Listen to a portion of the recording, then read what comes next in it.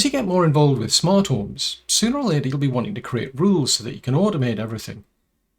Now, whether it's a personal assistant, an app on a phone, or a smart hub, what you tend to find is the process is usually the same. Except that is when it comes to Home Assistant, and that's because it comes supplied with an add-on called Node-RED. Now, what that allows you to do is to create rules in a more visual way, which makes the whole process a lot easier. But it's also easier to troubleshoot and test your rules as well. So, how do you actually install and use Node-RED? Well, if that's something you're interested in finding out, then stick around and watch this video, because that's what we'll be going over.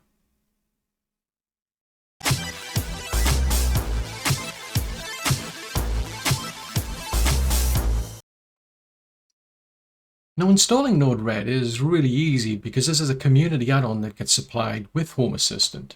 So in order to install Node-RED, we need to click on Settings, then on Add-ons, and then we'll click Add-on Store.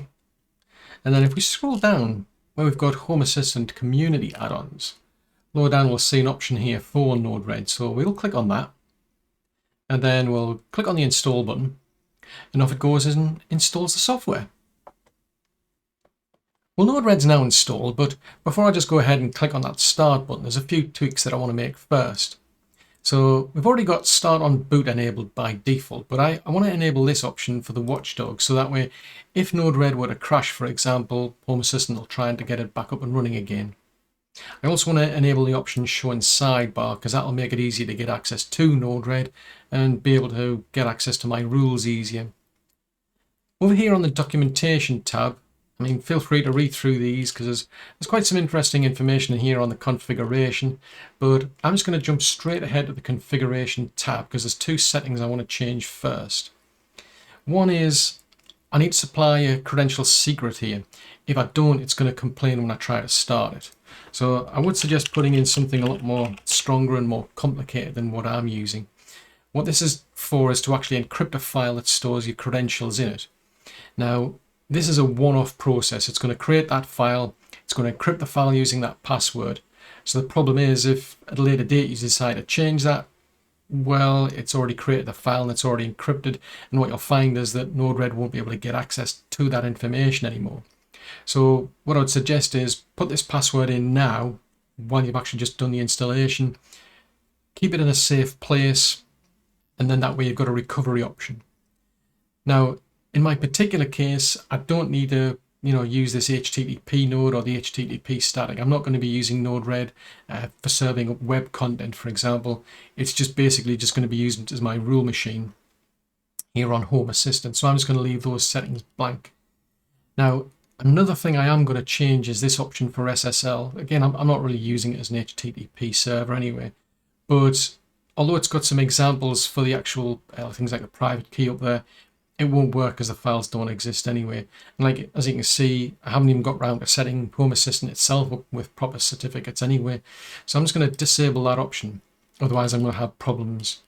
So what we're going to do then is click on the Save button, and then that saves our changes there. We'll go back to the Info tab, and then we'll click on Start. And then that'll get Node-RED up and running. Well, Node-RED's now up and running, and there are actually several different ways that we can get access to it. By far the easiest is just to click on the Node-RED option over here. So here in the left-hand pane, we've got Node-RED. If I click on that, it'll take me straight to Node-RED. That's basically the same as clicking on that option there, Open Web UI. So that is really a shortcut for that. If I want to get access to here, I've got to go to Settings, then I've got to go to Add-ons, then I've got to go to Node-RED. And then that gives me the option to click that. So as you can see, by enabling that Show in Sidebar, this is much easier.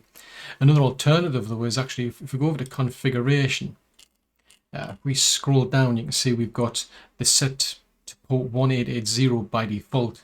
So at the moment, my web browser is pointing to port 8123 to log into Home Assistant. If I would actually point the web browser to the same computer but to port 1880, it'll actually connect me into Node-RED that way.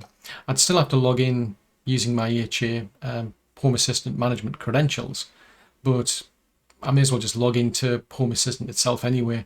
So as I say, once I click on that, it just takes me straight into Node-RED, and it starts loading up various information, and then it gives me the option to start creating my rules basically. Now, to try to keep things simple, I'm going to provide a high-level overview of this Node-RED application and how you actually go about creating an actual basic rule. So over here on the left-hand side, we've got our Home Assistant toolbar. Now, what we can do is free up some space by clicking on this option up here. It's saying Sidebar Toggle. So if I click that, it takes away the text, so we've only got the icons, but it frees up some space. Now here is where we've got our work area or workspace, if you like, but as far as Node-RED's concerned, this is a flow. So at the moment we've got the flow here and it's called flow 1. The idea is you can have multiple flows. If you want more, click the plus button. What you can do is you can change its name if you like to give it something more meaningful. So if you double click that tab there, we can change that to be, say for example, the kitchen. And the idea then is that maybe I want to create some rules in this flow that are specific to the kitchen. So all of my kitchen rules are stored in this flow. And then I'll create more flows for the different areas. But you can also group rules together if you like. So for example, I've got a flow which represents all of my lighting. But entirely up to you. You can go about this however you like, where you like. I'm doing it in a quite, so I would say like a hybrid approach where I've got similar rules grouped together. More specific area rules go into that specific area flow. But in this case, we've just got the one flow to begin with. And then down the left, what we've got are the nodes. And we're actually going to be using these nodes to create rules. Now, we get quite a lot of nodes with Node-RED itself. I mean, we can scroll down. There's quite a lot there. You can filter them out. So if I type in, say, time, for instance, up here, it comes back with a series of nodes that have got time in the name. Not necessarily related to time. They've just got time in the name, but it's a useful way to filter things out and try and find a specific node that you're looking for. But one thing to point out is these are just generic nodes. You're not going to find a node in here that represents your kitchen light, for example. You may have configured Home Assistant with a kitchen light, and you may be able to turn it on and off within Home Assistant, but Node-RED itself doesn't know about that. It doesn't have a node in here for your kitchen light. Instead, it's got these generic nodes.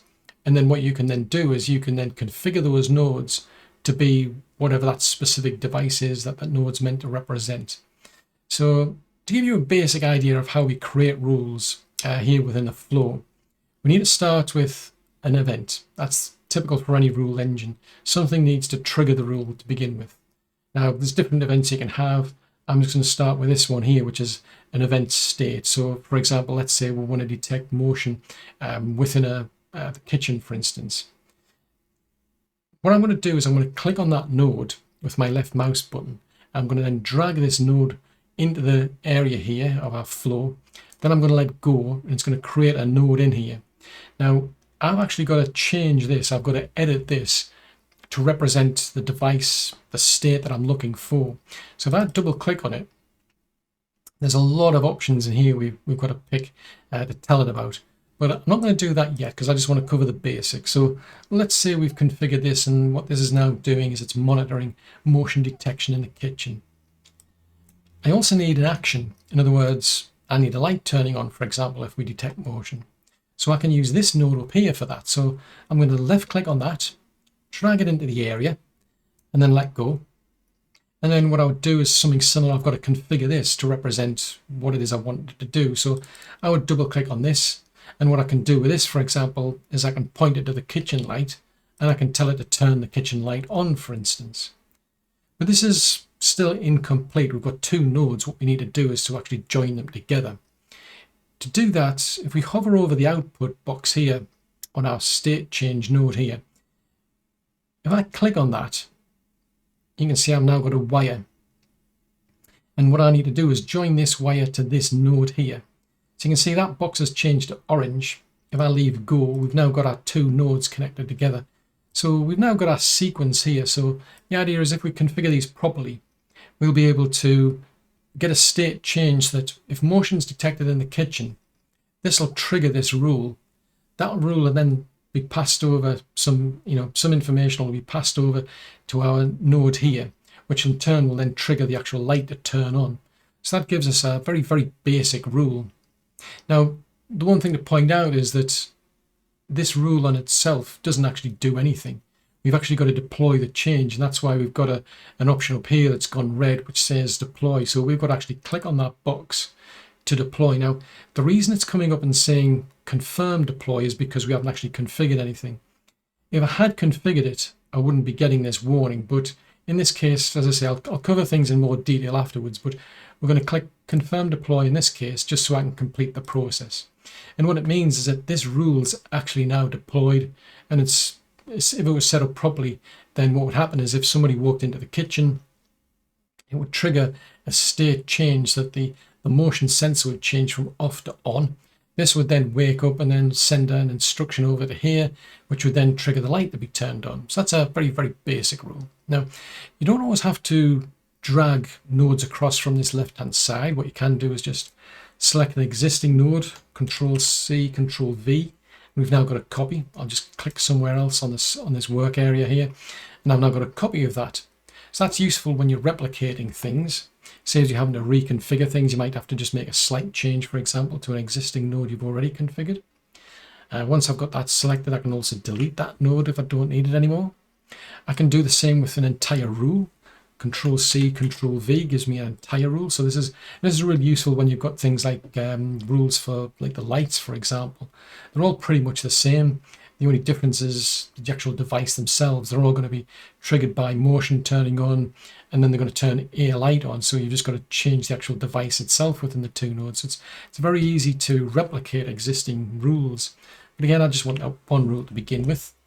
Now, one thing to bear in mind is that technically nothing's really changed, but the slightest change triggers this requirement to deploy the change again.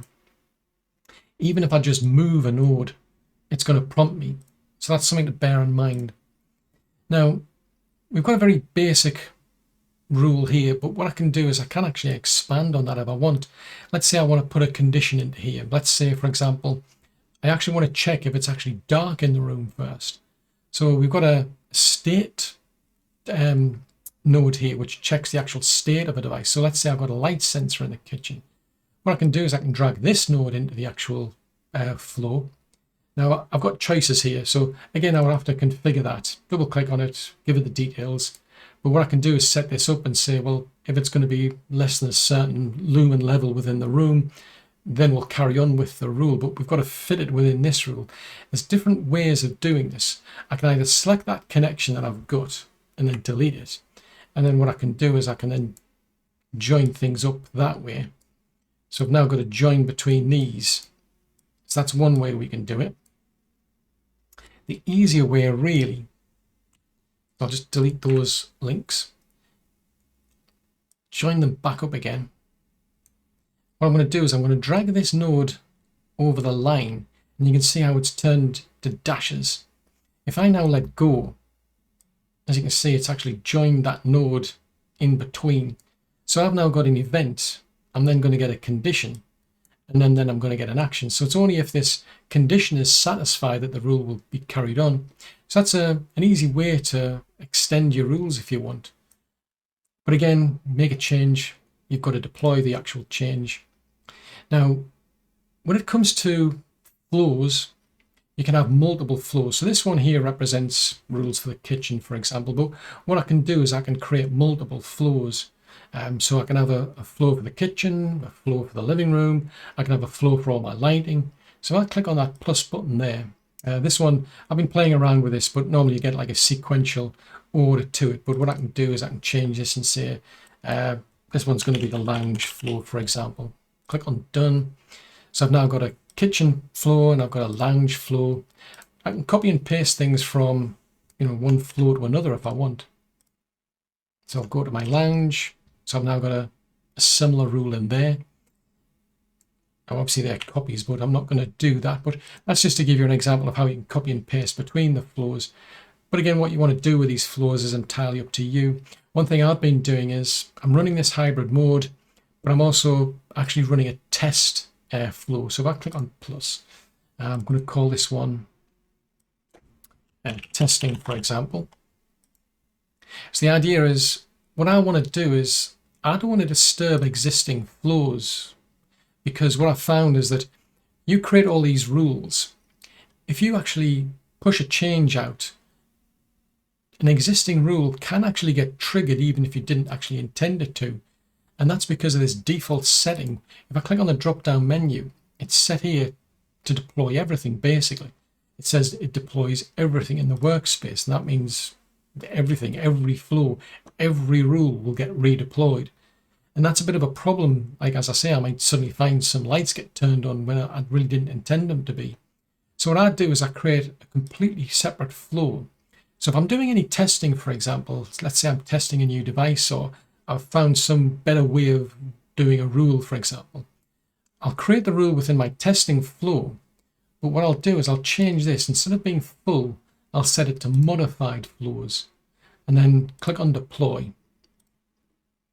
Now, what we've now got here is we've got our kitchen rule over here. Let's say we've got our lounge rule here, and then we've got our testing flow here. If I make some changes in here, so I'm just going to drag this one into here. If I click on deploy, now if I click on confirm deploy, I'm still getting warnings about the other flows. That's basically because it's a case of they don't actually have any configurations. But normally what would have happened is that this would have only deployed the change specifically for my testing flow. It wouldn't have bothered with these ones because they're already deployed. So that's a real benefit to going for that option, to say modified flows only.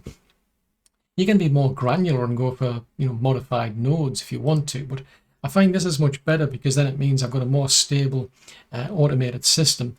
Any of my existing flows that have got rules in don't get pushed back out again. The only thing it gets modified is the actual testing flow. So that keeps things a heck of a lot more stable.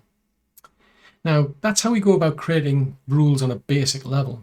Now, another area to point out is right up here, we've got an option to update Home Assistant nodes. Now, normally when you install Home Assistant, whenever you get an update, you'll get notifications from Home Assistant to say, oh, there's a new version of Home Assistant.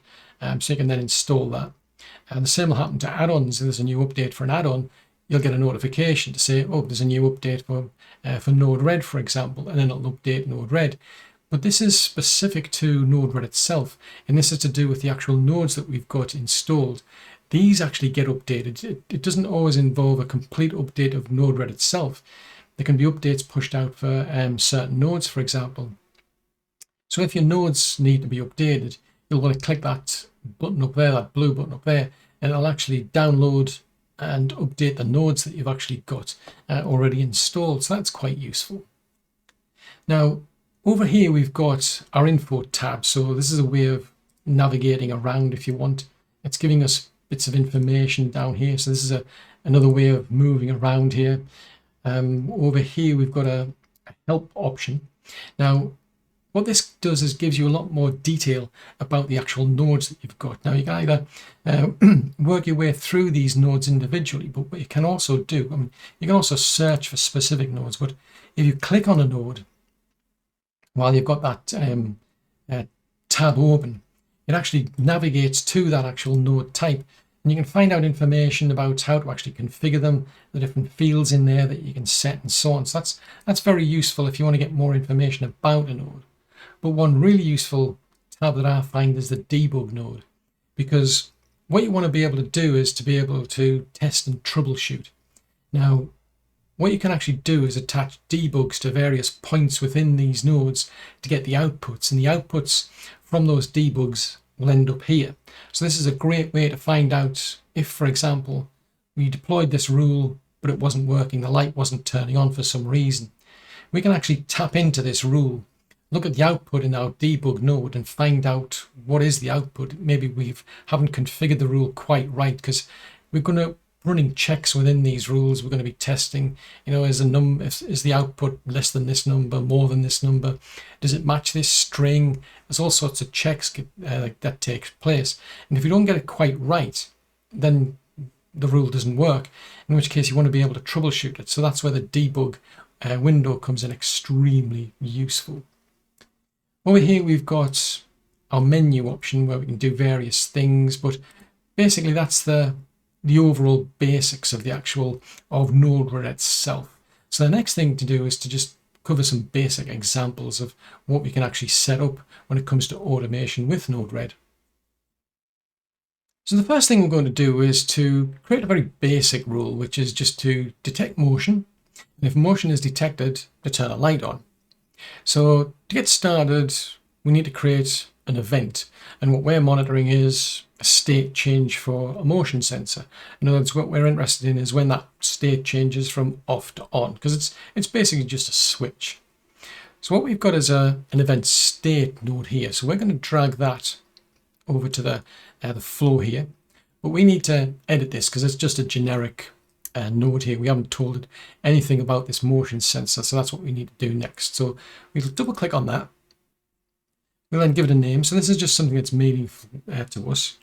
So I'm going to type in motion detected because it's more of a question really. We're actually asking a question, has motion been detected? But again, it's up to you what you want to call this. For the server, I'm just going to leave it as Home Assistant. Unless you've deployed Node-RED onto a different server, or you're going to try and get it to reference a completely different Home Assistant server altogether, then you may as well just leave this as is. It's picking out the first entity that it can find. Now, one thing to point out is that the motion sensor that we've got is a device, but it's got multiple sensors within it. It's got a temperature sensor, a light sensor, and it's also got a motion sensor. Now, those sensors are referenced as entities. And that's what we're interested in. We're looking for information about the actual entity itself, in this case, specifically the motion detection entity. So it's picked out a door sensor, but what we're interested in is our motion sensor. So I'm going to just type in motion to filter things out. Then from this list, I'm going to pick out the motion sensor. And what we're interested in is when the state is on. Now, that's all I really need to put in there, because it's an exact match. I mean, there's other things you can do with strings. It's either not equal to it. You can have less than or equal to, more to do with numbers, but in this case, we're talking about strings. You can pick out other things, regular expressions, all sorts you can choose, but this is good enough for motion sensors. At the bottom, we're basically, by default, we're actually saying we're not interested if the actual state hasn't changed. We actually want to see a change in the state. In our case, it's either going to be off or it's going to be on. So what we're interested in is when it goes from off to on, that's when we're interested. That's when we want our rule triggered. So we're going to leave that set as is. We don't want to just keep getting notified when it's on. We want to know when it's changed from off to on. So we'll leave that there and then click on done. We now need an actual action. We need to actually turn the light on. So we've got this call service node here. So we're going to drag that over to our flow. Again, we'll double click that because we need to give it some information. We want to call this is up to you. I'm just going to give it the name of turn light on because that's what it's going to do. Again, just going to leave the server as is. Now for the domain, this is a very flexible node. It supports all sorts of different node and features, if you will. Now, in our case, we're dealing with lights. So I need to tell it that it's a light that we're dealing with. So that's why I'm just typing it in. Filters the list out and I'll select light. For the service, it's then, because I've picked light, it's just giving fewer options when it comes to what it is we're capable of doing with this light. In other words, you can toggle it, so you can toggle it from off to on to off. In our case, we want to turn it on, so I'll select turn on. Now, you've got a choice of area, device, or entity. Now, when it comes to a light, well, the light it doesn't have any actual sensors within it, so the light is the actual device. So I'm going to click on device and select what is basically my only light. And that's basically it. But just out of curiosity, you've got an option up here, which is area. So what you can actually do is you can set these sort of service nodes up to actually turn lots of things off within an entire area, for example, by picking out the actual area. That's quite useful. If you were dealing with some sort of node that had certain sensors within it, or certain entities within it, I should say, you could pick those out and be more specific. But in our case, it's just a light bulb, and all we want to do is turn it on. So that's it basically. But it gives you other sort of things that you've got where you can set colors, you can set brightness levels and that sort of thing. That's something you'd be getting into the realms of the data section for. But this is just a very basic bulb. I just want to turn it on. And I'm just going to, for that reason, click done. And that sets up our light node. Now, because the motion sensor has been given a state here, we've got a condition here. We're saying if the state is on, do this. If the state is off, do that, basically. So that's why we've actually got two options. So we've actually got one at the top, which basically is saying if our criteria has been met, if the state is true, it'll output out this output box here. If on the other hand it hasn't, it'll output out this box here. So in our case, we do actually want it to meet that condition that motion has been changed to true. So we want that top box where the statement is true. So we'll take a wire from there and connect that to our light. And then we'll click on deploy. Now, just to point out, I've got this set to modified flows, and that's once I've set this, it just stays like that. It just means every time I click on deploy, it'll only deploy flows that have changed. So if I'd had any rules in here, they wouldn't have been affected. So we've now got a very basic rule. So what I'm going to do is I'm just going to trigger some motion here. Now, if I go back to my overview on Home Assistant, the light's turned off. So clearly something isn't working. So the next thing to do is we need to troubleshoot this. We need to find out why this rule isn't actually working. Now, although we've set up a very basic rule here where we're looking out for motion detection and the intention is to turn a light on, it didn't work. Something went wrong somewhere, so we need to troubleshoot it. We need to investigate why this isn't working and fix it. So there's different ways we can do this. The easiest way, at least when it comes to motion detection, what we're going to do is we're just going to zoom in a bit. Right underneath the actual node is some information. So usually when things happen, Node-RED puts some information below the node. So the first thing to point out is there's nothing under this node here. In other words, whatever went on here didn't result in this being told to do something. There's nothing. It's completely empty, whereas over on here we've got some information. And what you can see is a little red icon. Then we've got off, and then it tells you the time, the date and time when that actually occurred. So straight away, you might notice that's off in lowercase. It's all in lowercase. So what I'm going to do is I'm just going to trigger the motion. It's now on in lowercase. So that was deliberate. I deliberately put a capital O just to put a bit of a spanner in the works so I could do this troubleshooting. But another thing to point out is that even though it's, motion is on, it's still showing this red icon. In other words, our condition that we set up on this motion detection hasn't been satisfied. The statement that we've got in there is not true. So what's actually happening is that the motion's being triggered. It's not meeting our requirement, and the actual node is then sending its output out here. It's not sending anything out here because it's not true. It doesn't, the motion detector sensor here, it hasn't changed to on with a capital O. It's changed to on with a lowercase o. So we need to fix that. So I'm going to double click on that. I'm going to take away the capital O, replace it with a lowercase o, click done, and then we'll redeploy our change. So detection is now showing as off. So I'm just going to trigger that sensor again. And there you go. That's fixed that problem. So you can see this time we have met the condition because we do actually have a state of on. Our statement says is the actual state on lowercase o, lowercase n, and it is. So that's why we've got it green here. And also, because it's now sent that information across to the actual node here, we've now got information under this one to say that the light was turned on. And that's also green because it was successful. So if I click on the overview here, sure enough, in Home Assistant, we're now seeing a light that's turned actually on. So I'm going to turn that off. I'm going to go back to Node-RED because we don't have anything in here to actually turn the light off. This is just a very basic example of how to actually turn the light on. But there is another way to actually troubleshoot it other than just that strategy there, because what we have is what's called a debug node. So if I drag that debug node over to here. Now, we do know now what the cause of the problem is. I'm just going to double click that. I'm going to put it back to a capital O again. But I don't necessarily, let's say I don't know about that. What I can do is I can send some information out to this debug node here. So I'm going to take a wire in case the statement is true. But I'm also going to take a wire in case the statement is false, because I want to know the outcome regardless. And then I should be getting something out of here. Before I wasn't getting anything. There was nothing showing up on this node. At least by connecting both outputs to the debug node, I should be getting something in our debug window. So I'm going to deploy this.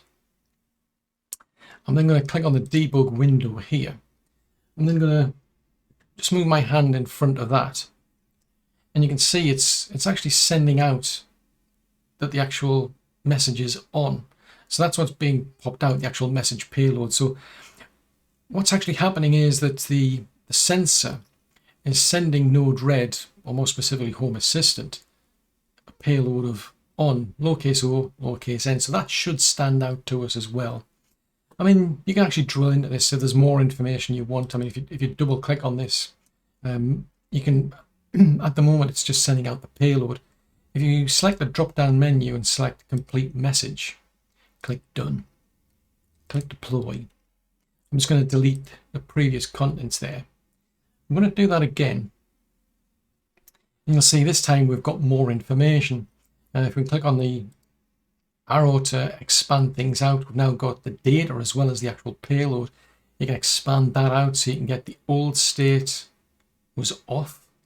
The new state is on.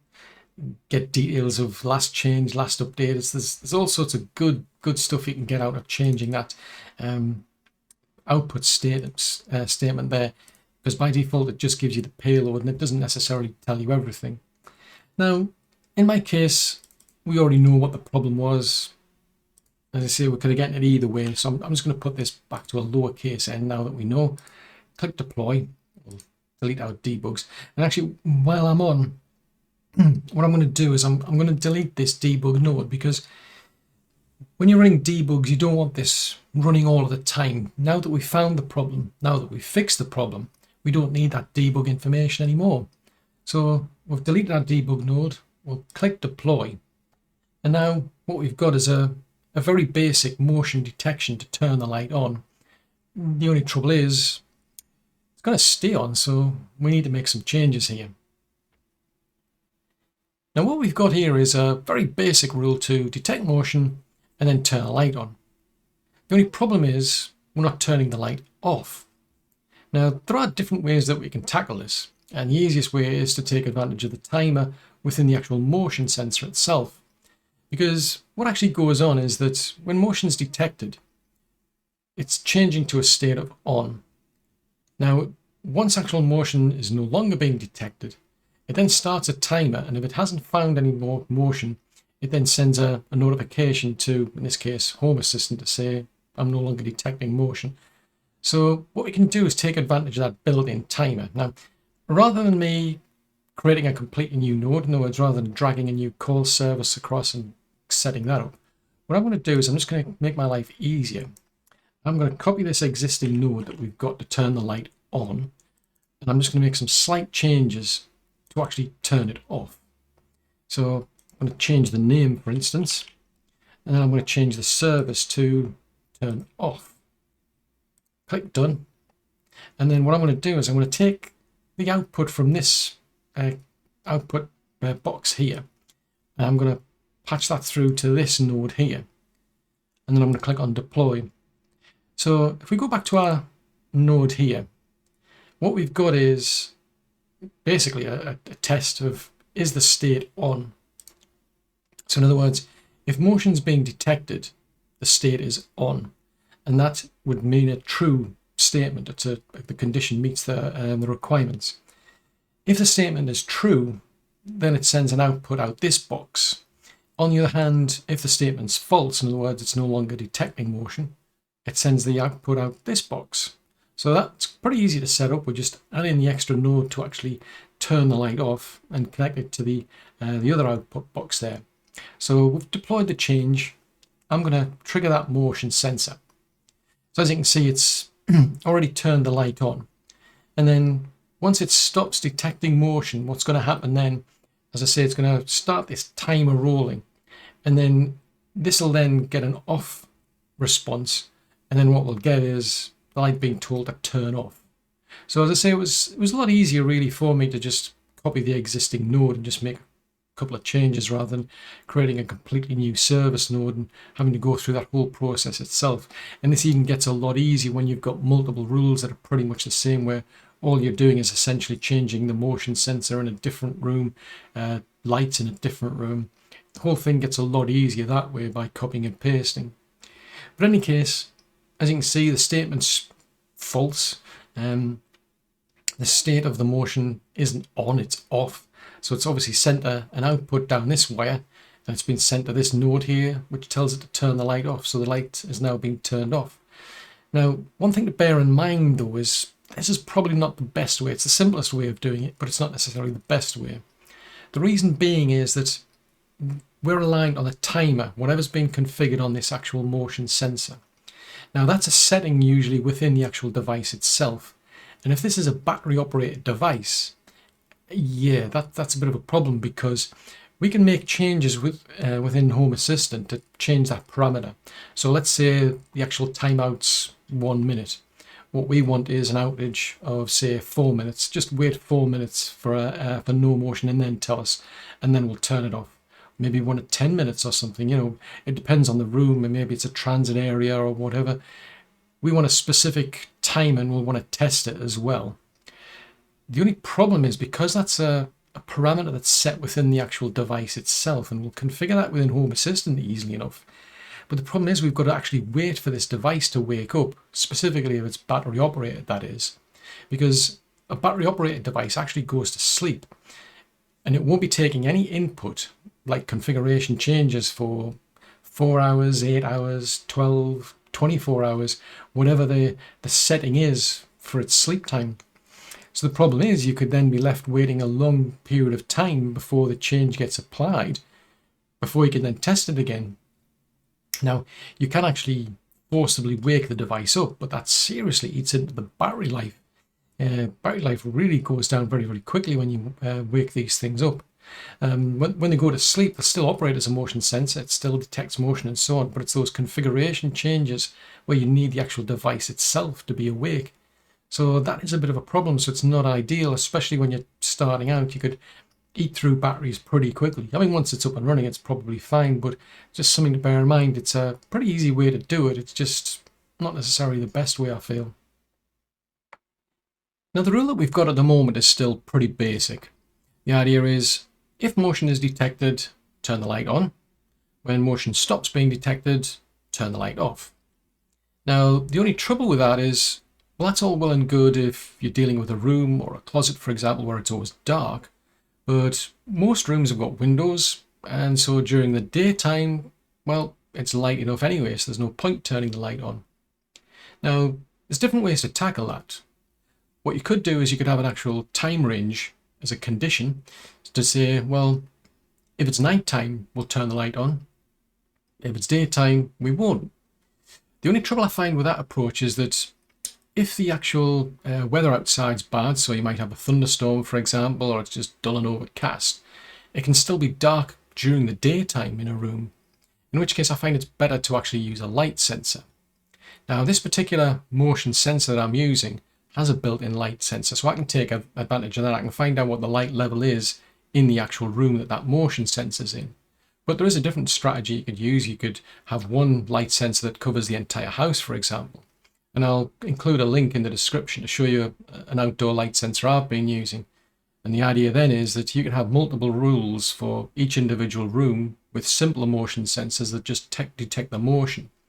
But then you've got a light sensor covering the entire house effectively. And if it's light enough outside, then it stands to reason it should be light enough inside as well. But if you're still having problems, you can get more sophisticated motion sensors like this one that have got an actual light sensor built in. In any case, in this particular example, we're just going to use the light sensor that's built in. So what we need to do is make a modification here to the rule, and we're going to take advantage of this current state node. So I'm going to left click on that, drag it into the flow. Then I'm going to drag it between those two nodes so that the dashes appear on the line that I'm going to let go. So now we've got, essentially we've got a condition here. So I need to double click on this and I need to point it to the actual light sensor. But first I need to give it a name. So I like to make my rules easy to understand so I know what it is that we're actually doing here. This comes in useful, if you come back to the rules at a later date and you can't remember what it is you did. Just by putting in that question, I know exactly what it is we're trying to find out. I'm trying to find out, is it actually dark? The server can stay as is because Home Assistant and Node-RED are actually running on the same computer. The entity ID is the actual light sensor, or as it's referred to, an illuminance sensor actually. So I'm just filtering the actual list of entities out, and here we've got our test room illuminance sensor. So I'll select that. Now the sensor is actually feeding back a certain value, a level that it detects. It's reporting as the light level, and it's going to vary. It really does. I mean, you can buy the same two devices off a vendor and find out they'll give you different values, but that's just something to bear in mind. You'll have to find out what the actual level of light is for that specific sensor at a specific time when it's dark enough to justify it. But in this case, I don't necessarily know what that is at the moment, so we're just going to make up a value and then we're going to find out. So at the moment, by default, it's set up to expect a string value that we want to check, but we actually want to check an actual numerical value. So I'm going to click on the drop down menu here and set it to less than, because there's a certain tolerance. Once the light level falls below a certain level, then to me it's going to be dark. So that's why I'm going for less than. It automatically switches over to numerical format here, and I'm just going to put in a number of 100 as an example, but we're going to change this afterwards. So we're going to click on done, and then we're going to click on deploy. So essentially what we've now got here is a bit more sophisticated rule which says if motion is detected, it then sends the output to this node here. This one's then making a check. If the light level is below 100, then we send the output over to this node, and what this node does is turn the light on. So the threshold that I've got at the moment is if the light level falls below 100, as far as this sensor is concerned, it's dark enough to justify turning the light on. Now, what I want to do is go over to the overview window here, which is our dashboard. At the moment, the actual light sensor that I've got in this motion sensor here is reporting a value of 110. So the idea is, what I would do is wait until it's dark enough in the room to justify turning the light on, and then finding out what level the actual light sensor is reporting. That's my tolerance, and just set it to something slightly higher. So in this case, it's reporting 110, for example. So what I could do is say, well, if this is going to be below 111, I mean, it's a case of I'm just doing this for the sake of a test. You'll have to find out what exactly your threshold is, because this particular room, it's light enough at the moment, but I want to actually demonstrate the actual light getting turned on. So we'll click on deploy. So now what should happen is if I trigger the motion, the light level that's being reported at the moment is 110, but the check on this is it less than 111, which it is, so it should result in the light being turned on. So I'm just going to change the motion sensor there. So it's triggered the light because we are reporting a level below 111. Now, as before, it's still going to go through the process where if motion stops being detected, then the motion sensor itself's going to tell Home Assistant, I'm not detecting any more motion. And then it's going to send an output out here to the actual node here, which turns the light off. But what we've achieved now is, by using this current state node, is now we can actually check to see if it's actually dark in the room. So that makes the rule a lot better. It means that you're not going to walk into a room all the time and the light's just going to come on all the time. It's now only going to come on if it's dark enough. Now, one problem that I have with this particular rule is that I'm relying on the actual motion sensor, more specifically a setting within the motion sensor, to decide how long to wait before turning the light off. Now, if I want to change that actual timer, I've got to update the settings within the motion sensor. Now, when it comes to battery operated smart devices, they go to sleep. They might be going, to sleep for 4 hours, 8 hours, 12 hours, whatever it is. And you're not going to get those changes taking effect until the device wakes back up again. Now, what I could do is actually force it to wake up, but that can drain the battery quite a bit.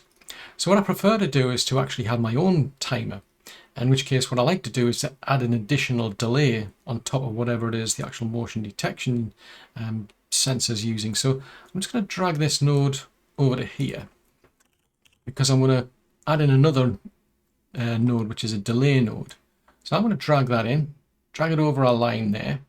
So now, by default, what's going to happen is we're going to actually delay the output by 5 seconds before we actually instruct the light to be turned off. Now, what you set this to is entirely up to you. It's going to vary depending on the room. If it's a transit area, maybe it's a minute, 2 minutes or so on.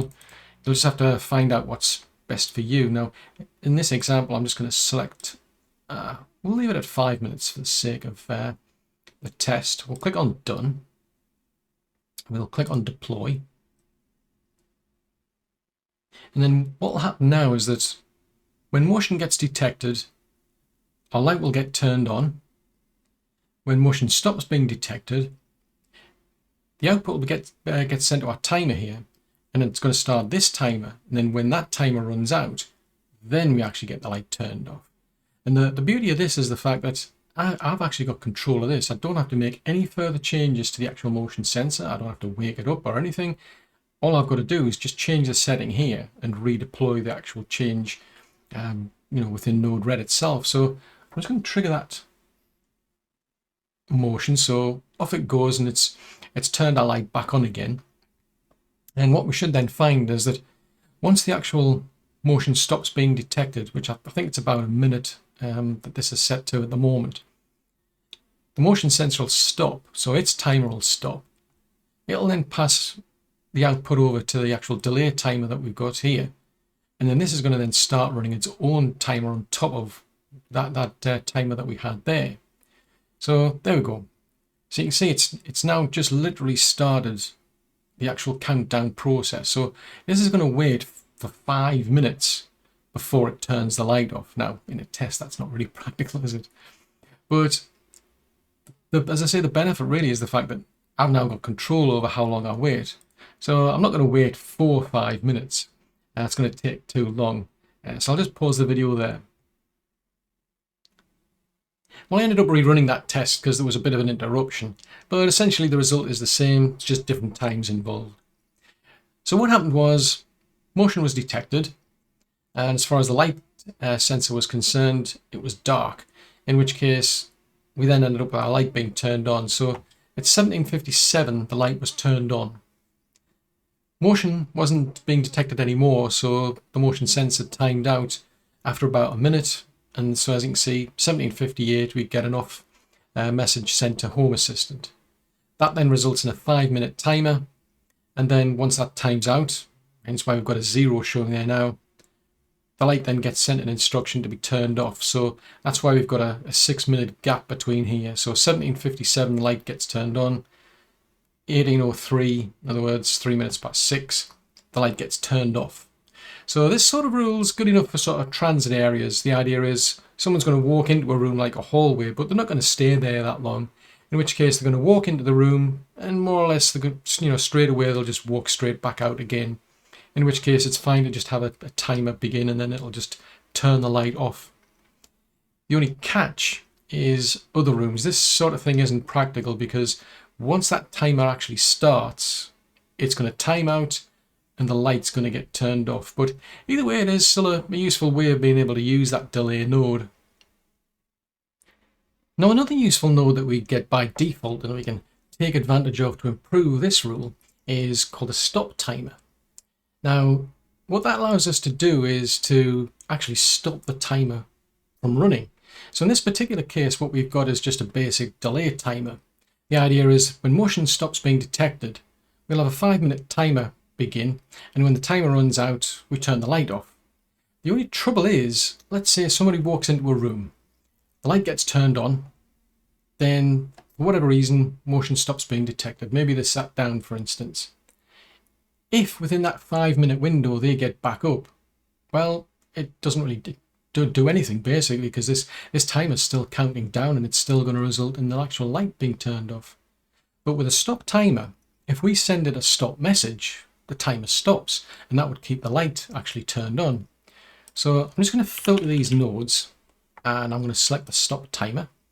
I'm going to drag it between the actual motion sensor and the delay timer just to make my life a bit easier. Take away the delay timer, and then I'm going to connect these two together. It doesn't really matter what we're using here. We've got at the top, we've got an original payload and an additional payload. May as well just stick to the original one because we're not really sending this any information. It's just a basic node anyway where we're going to tell the light to turn off. No matter what information we send this node, it's still going to result in the light being turned off. I'm going to change this over to minutes instead of seconds. Now what I'm also going to do is I'm going to take this output here and I'm going to join it to here.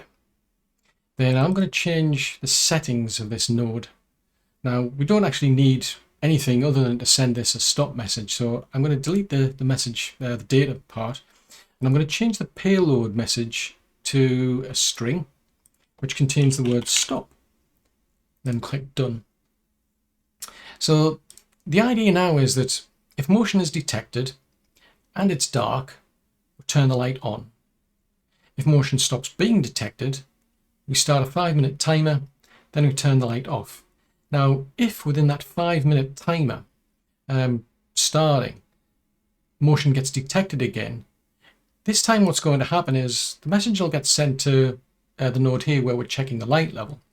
Now the thing is, the light got turned on, meaning we no longer meet that criteria. The threshold that we'd set for the room being dark is now being breached effectively because it's now lighter in the room, in which case we don't satisfy the rule that we've got in here where we're saying is the light level less than 111. It's above that, in which case we're going to get an output out here, and because we've specifically got the word stop in our payload, that's going to result in the timer actually stopping.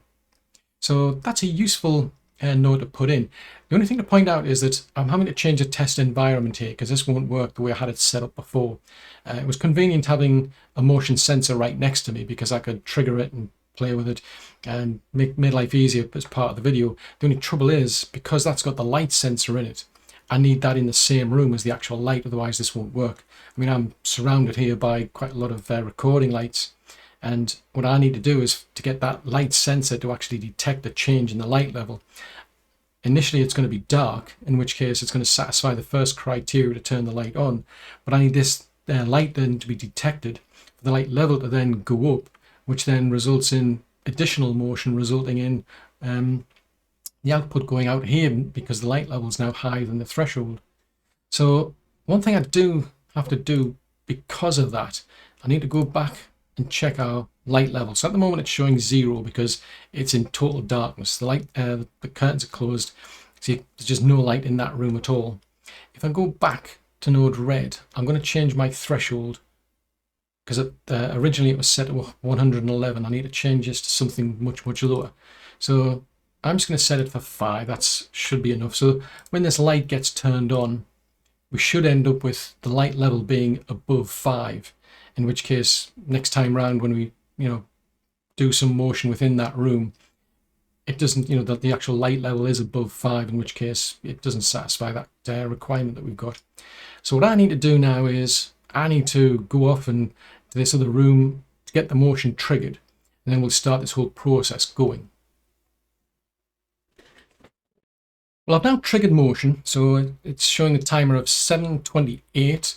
So the light is now turned on. We'll go back to the actual dashboard here. You can see the light's turned on, and the light level is now showing 191 because the light's obviously making that room a lot brighter than it was before. If we come back to node red, it should have by now timed out, and it should have started there.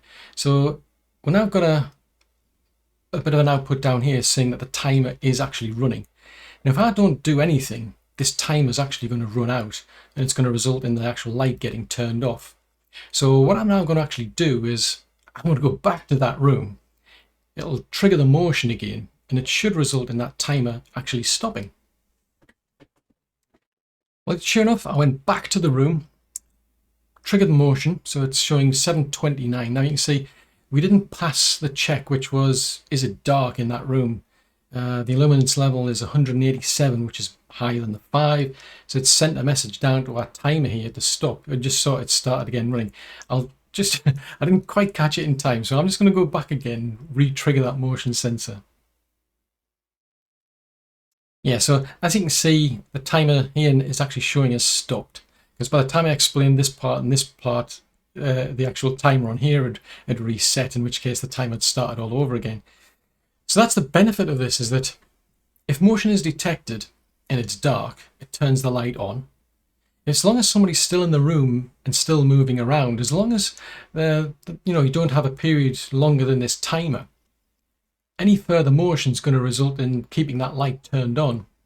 And then eventually when motion stops, because typically somebody's actually left the room, you're going to end up with this timer then runs and then turns the light off. So that to me is a much more sophisticated way, a better way of using that delay node. I mean, the delay node is very, very useful. Definitely useful for other sort of rules that I run, but I find this one even better, to be honest, because unless I actually wanted to stop, it's just going to act as a basic timer anyway. So I tend to use this a lot more than the actual delay timer, but definitely a useful node to know about. Now, one node that comes by default with Node-RED, which I find extremely useful for testing, is the Inject node. So I'm going to go to here where it says filter nodes. I'm just going to start typing, and then I'm going to drag the actual Inject node itself over into the flow. And then I'm actually going to take the output and I'm going to connect it into our node here where we're testing to see if the actual room's dark enough.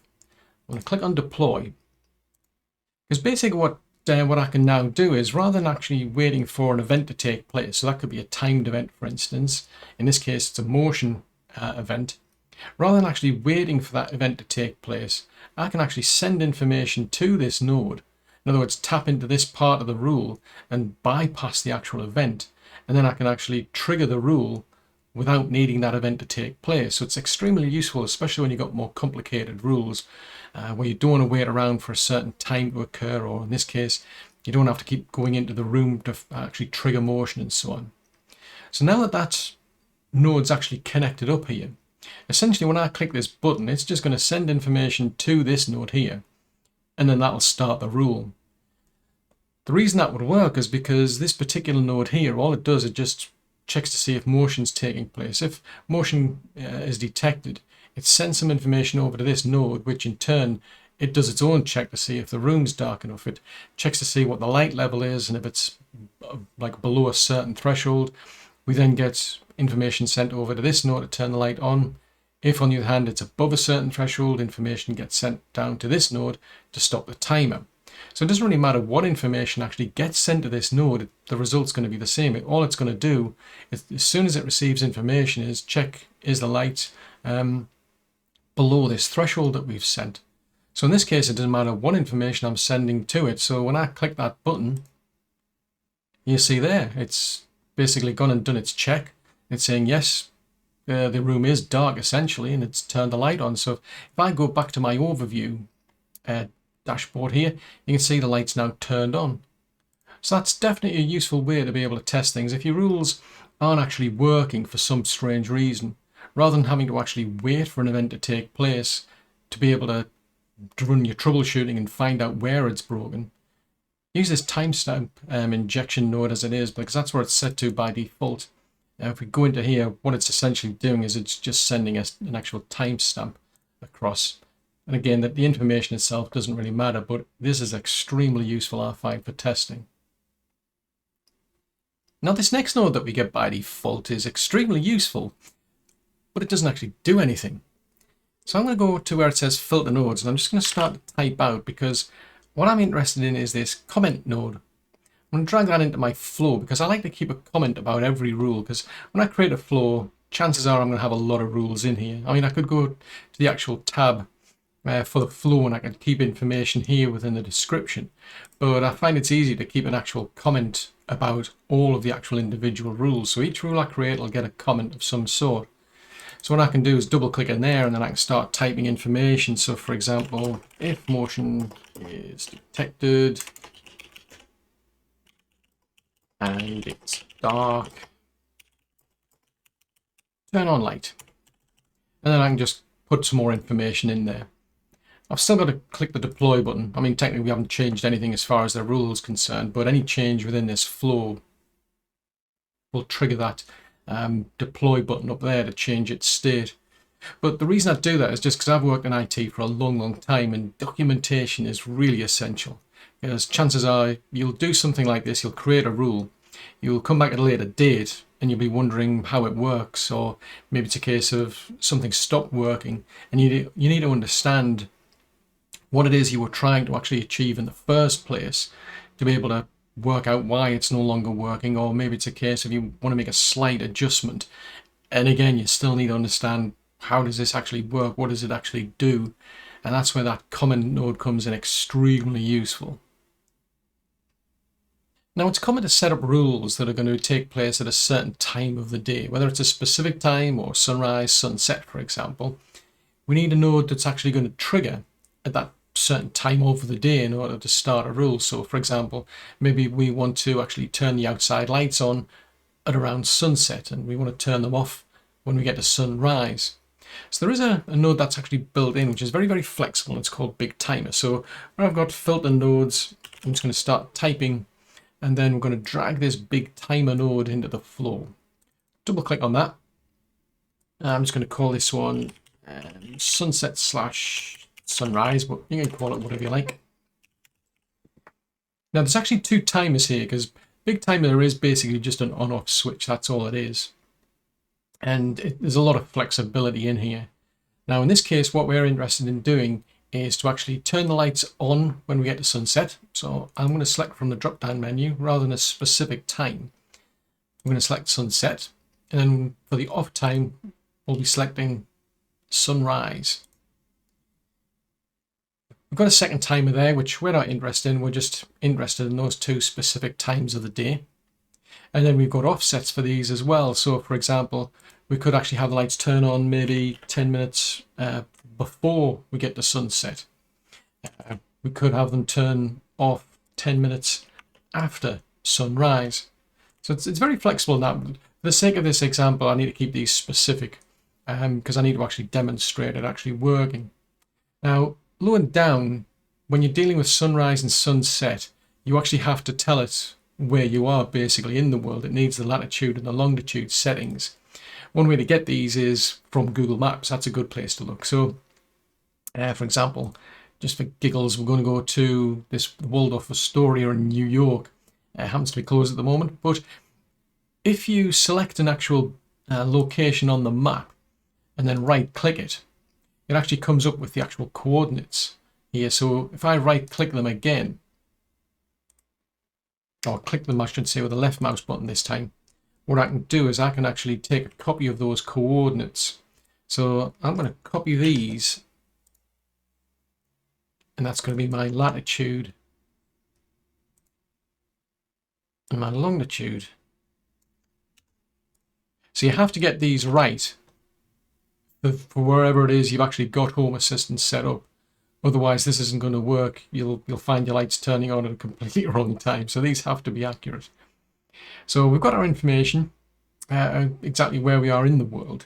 Now, it's a bit confusing, I must admit, where it's referencing the on and the off message to do with MQTT. This has got nothing to do with that, but I do actually need to put in some information here for what the actual messages are. So in our case, we want on and off. We'll do the same for the actual text. Now, you can change the timeout if you like, but what I'm more interested in, I mean, it is very flexible, this thing. I mean, you've got calendar options here, very specific days that you can set this up for, but we're just running a basic timer for sunrise and sunset, so I'll keep it simple. Now, I don't necessarily need the output repeating all of the time. There's no point constantly sending a message out to say, turn the light on, turn the light on, turn the light on. There's no need for that. So I'm going to disable this option to repeat the output. But I do want the output at startup. In other words, if Home Assistant gets restarted, for example, I do want to know what the state is at the time. So for things like power cuts and so on, you would want the lights turning off again. For instance, if we've rolled over into a time where, like in this case, we're past sunrise, in which case we want the lights turning off, but for whatever reason Home Assistant fell over at some point and it never got that message out. But I'm going to click on Done, and that sets up BigTimer. Now, it does get a bit more complicated, I must admit. What I'm going to do is I'm actually going to introduce an actual switch in here, because I need to, there's that one output at the top. There's multiple outputs, but the one we're interested in is the one at the top. And I need to be very specific as to which message we actually send to actually turn a light on and off. So if we go down to this option here, which is switch, I'm going to grab that and I'm going to connect the connection from BigTimer over to the switch that we've got. And this is just going to be an on-off switch. And then what we're going to have is one output's going to be on and another output's going to be off. And then that gives me basically a switch where we've got an on and an off. So when we get a message on, it goes out that port. When we get a message of off, it goes out that port. Now, I must admit, I can make this a whole lot easier, but I'm not going to get into the details of messing around with message payloads. But for the sake of this, what we're going to do is I'm just going to take these two nodes that we've already defined here, because this is, to me, this is a separate rule. I mean, I could have taken the output and connected up to there if I want, but I want to keep it separate. It's a completely separate rule as far as I'm concerned. So we join these two together. So the idea is that when BigTimer is on, it'll send a message, and then this one will then send a message out the output port, which is set for on. And if it gets a message of off, it'll send it out that output port, so it turns the light off. The only catch is, as you can see there, because we just started and we just deployed the rule, BigTimer is now set to off, because it's obviously past sunrise in New York at the minute. So it's sent a message out the output port here to turn the light off. Now, it was off in the first place, but that's something to bear in mind. It's another reason why I was talking earlier about this idea of having actual separate flows and having this set to deploy only flows that have actually changed, because otherwise you'd be getting these sort of settings happening, which may not necessarily be what you want. But in this case, I've got a bit of a problem here in that I've got a timer and it's currently off, and I don't want to wait until sunset to actually find out if this is actually going to work or not. So what I'm going to do is I'm actually going to copy the actual inject node that I've got, because I can actually override this. If you look there, there's a little box there where it says optional override. So I'm going to double click on that node, and I'm actually going to change this to be a string of on. So I'll call that one on. I'll connect that to there. We'll call this one off. And we'll set this to a string which sends off. We'll click done. And then we'll connect that to there. Because like I said, I don't want to really actually wait for sunrise and sunset. I want to test this out myself. So what should now happen is if I click this one, it'll send an on message to BigTimer, and BigTimer will turn on, in which case we should get our light turning on. Whereas when I click this one, it should send an off setting to BigTimer. It should then result in the light being turned off. So I'm going to click on that one, and there we go. So if we go over to our overview page, our light is now turned on. Come back to node red. Now what's actually going to happen is this is actually going to time out at some point. If I don't do anything, it's going to turn off anyway, because we're still in sunrise. This is essentially kind of like a timer, a clever timer that's running all the time. I've just overridden it temporarily, and it's going to time out and then turn itself off because it's past sunrise in New York. It's actually daytime. But what I can do is I can actually force it to turn off by clicking this option, So that's turned off. So you can see it's now sent a message over to the off light. So if I go to my overview, you can see the light's now turned off. So going back to node red. So obviously I wouldn't leave those in permanently. This is just all part of the testing, having these inject nodes.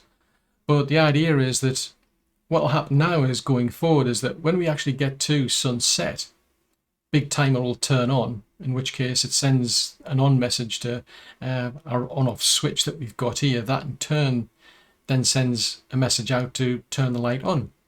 Then obviously when we get to sunrise, it'll be sending an off message to the switch, and the switch will then send that out to that node there to turn the light off.